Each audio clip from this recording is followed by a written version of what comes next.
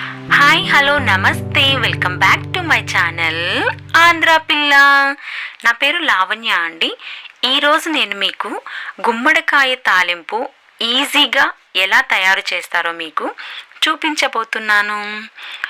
ముందుగా గుమ్మడికాయతో చేసిన వంటకాలు తినేవారు చాలా తక్కువ మంది ఉన్నారండి. అలాగే ఈ గుమ్మడికాయ చేసే మేలు ఎవరికీ తెలియదు.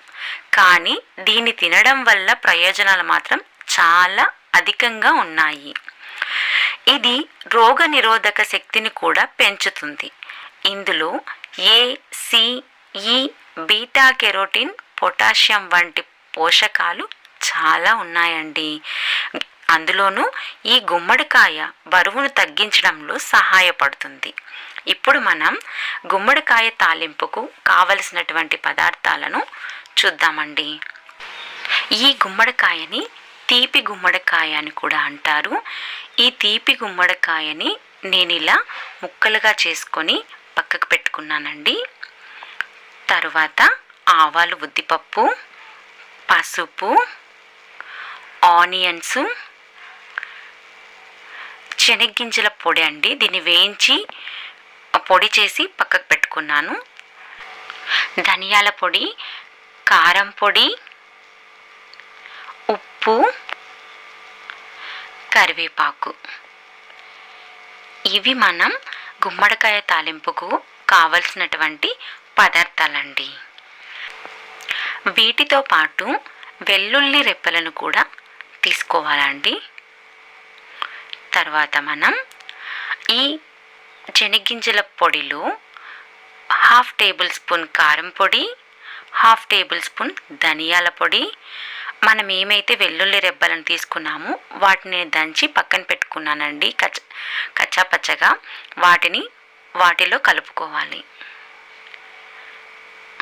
మొత్తం ఈ మిశ్రమాన్ని చేసి పక్కకు పెట్టుకోవాలండి.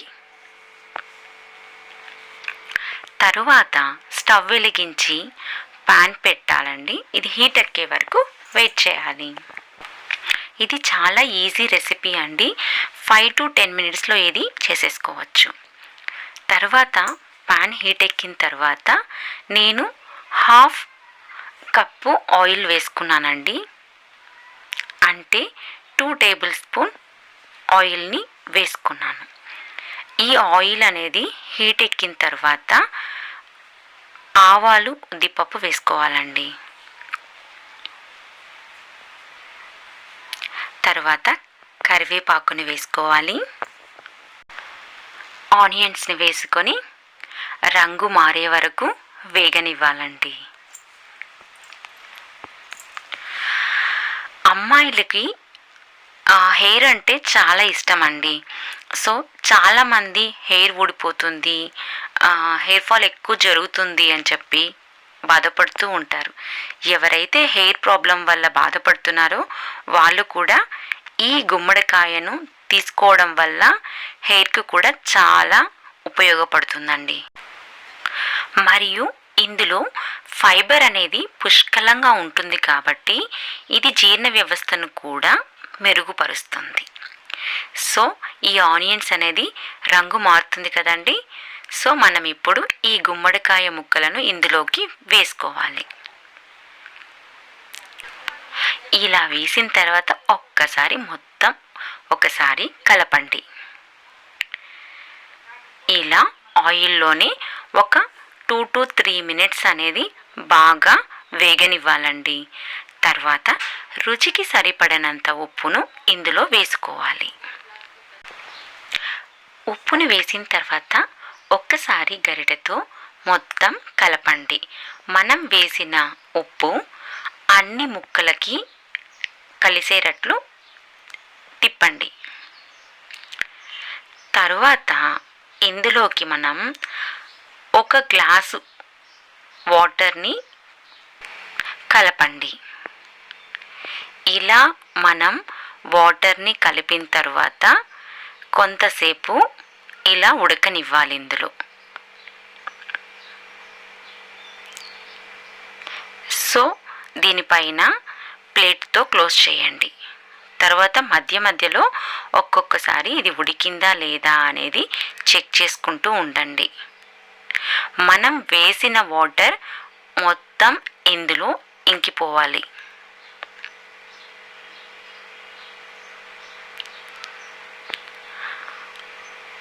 ఆ వాటరు ఇంకిపోవడంతో పాటు ముక్కలు కూడా ఉడికిపోతాయండి.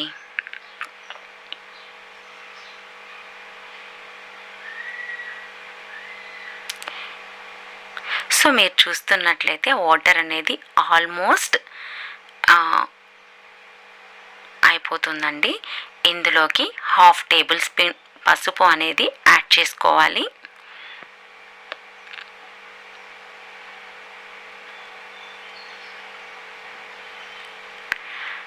తరువాత మనం ఏదైతే ప్రిపేర్ చేసి పెట్టుకున్నామండి శనగగింజల పొడి, అంటే వేరుశనగ పప్పు గింజల పొడి అండి, అది వాటిని ఇందులోకి యాడ్ చేయాలి.